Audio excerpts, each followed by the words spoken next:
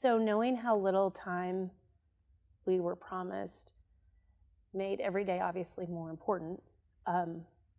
So we were in a fine balance of being hopeful and realistic.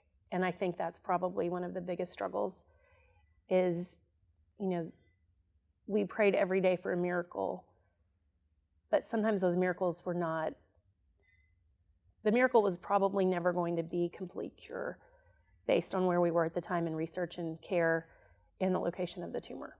So for us, miracles were truly every day past 4 to 6 months. They were the fact that Steve was able to continue working. He didn't drive, but it was a miracle that we got him to work every day. Either me or someone would take him, that he had full mental function until the very end. So knowing that he didn't have very much time was difficult, but because we had 2 young children, I had to focus on the time that we had, and at the same time try to get as many extra days as we could.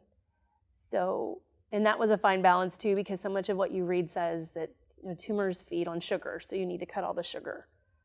But Steve had a sweet tooth, and I wanted him to enjoy a chocolate malt if that's what he wanted.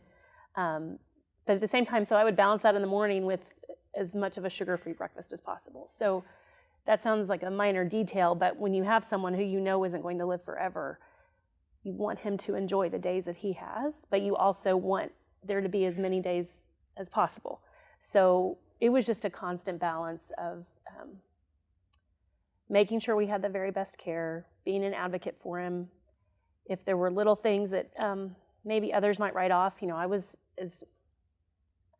I paid attention to details to make sure that we stayed on top of issues. And I made sure that caregivers in the medical community listened to me. I became very bold in a way that I wasn't always comfortable with. And